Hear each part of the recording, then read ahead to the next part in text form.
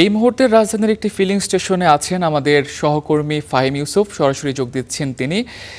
ফাহিম, সরকার তো বলেছে যে তেল নেওয়ার ক্ষেত্রে কোনো বিধি নিষেধ থাকবে না, যে যতটুকু তেল প্রয়োজন নিতে পারবে। তো এখন আপনি পাম্পের অবস্থা কি দেখছেন, তেল পাচ্ছেন কিনা চাহিদা মতো?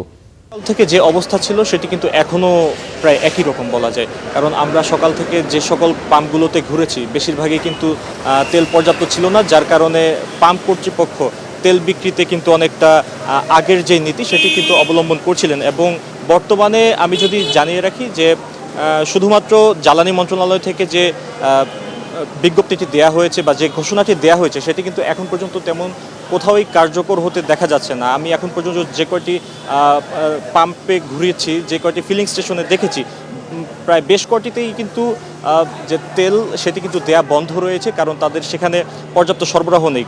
তবে যে কয়টিতে সরবরাহ রয়েছে সেগুলোতে কিন্তু আগের মতো রেশনিং পদ্ধতিতেই তারা তেল দিচ্ছেন, অর্থাৎ প্রাইভেট গাড়ি যেগুলো রয়েছে সেগুলোর জন্য 10 লিটার এবং বাইকার যারা রয়েছেন তাদের জন্য শুধুমাত্র 300 টাকাতেই সীমাবদ্ধ রাখতে হচ্ছে। এই পরিস্থিতিতে কিন্তু অনেকটাই যে সকল চালকরা অথবা ক্রেতা যারা রয়েছেন তারা কিন্তু অনেকেই তাদের যে ক্ষোভ, তাদের যে ভোগান্তি সেটি কিন্তু তুলে ধরছেন। তারা বলছেন যে ঘন্টার পর ঘন্টা অনেকে ভোর থেকে এখানে লাইনে দাঁড়িয়ে আছেন, তবে এখন পর্যন্ত তাদের অনেকেই কিন্তু তেল পাননি। তবে বেশ কয়েকজন কিন্তু কয়েক ঘন্টা অপেক্ষার পর যে তেলটুকু পাচ্ছেন সেটাও কিন্তু খুব সীমিত। তারা বলছেন যে দ্রুত যদি এই যে রেশনিং পদ্ধতি সেটি বাতিল না করা হয় তবে কিন্তু সামনে যে ভোগান্তি সেই ভোগান্তির মাত্রা কিন্তু ছাড়াবে। এই ছিল আমার কাছে জ্বালানি তেল নিয়ে সর্বশেষ। ধন্যবাদ ফাহিম।